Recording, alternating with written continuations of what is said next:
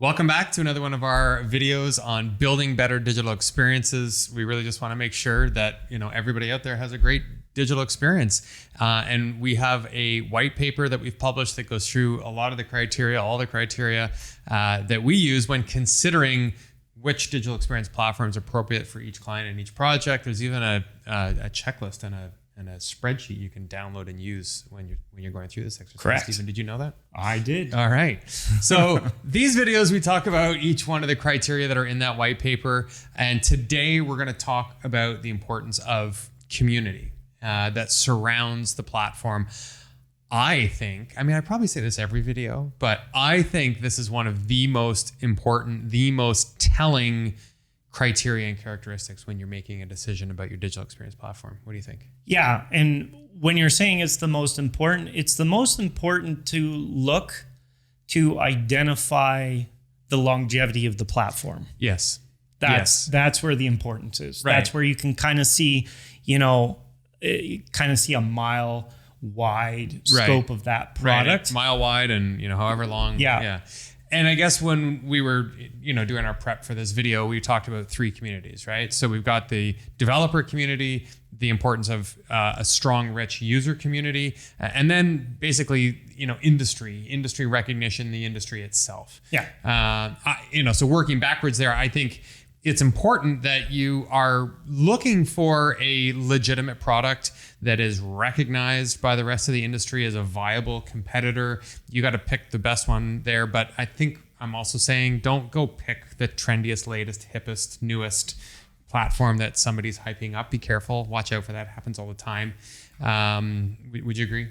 All the time. Yeah. It's amazing when I see, and I know we get it, where a project's been done in like a really nice, new, modern, hip content management system that uses every buzzword under the sun, but it really, at the end of the day, just doesn't have a functionality. Doesn't stand the test of time. Yeah. And again, usually, and you've got pointed out the developer community. Yep.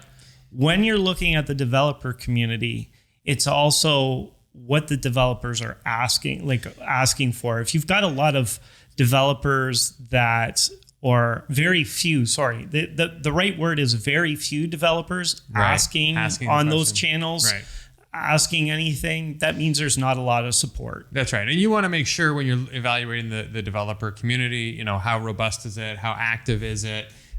There's going to be questions and challenges with any platform. It's how quickly are those questions getting answered? How technically challenging are they? Have your developers do a little bit of research and help you answer that question. Yeah, and that also allows you to understand just how these communities, when they get created, how invested are people in those products. For sure. Right? Yeah. Because if you see like a developer pops on, but you never see that developer, the answer comes up by a different person every other day. Right. It's like, well, that's a good one to look at. And I'm kind of on the fence about this, but a lot of the vendors also provide developer training and certification. Yes. I think what you want to look for is like longevity and experience. A lot of the times the developers are better at telling you how the product works than the certification itself. Yes. But I get that, that's a signal of sort of how robust the developer community is. Absolutely. And then the third community would be the user community. And these is your business users. These are the people that are working with the platform and how can they get support, advice, direction. I think that a thriving user community also shows sort of the support for the product and the possibilities. And there's a knowledge sharing there.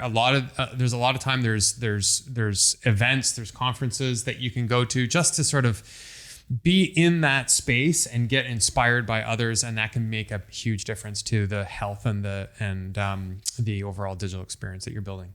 Yeah, and again, when we're talking about the user community, you have to understand if you are building your digital experience on a platform, eventually you're going to hire a firm. Good point. Or you're going to hire internally. Yeah. So if that user community is extremely small and you can't find conferences, workshops, lunch and learns, online opportunities to engage, right, how your price tag is going to go up.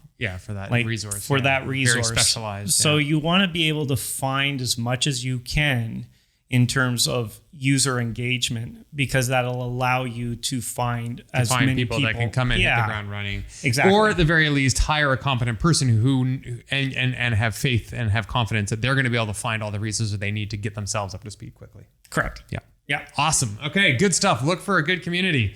See you on the next video. Take care.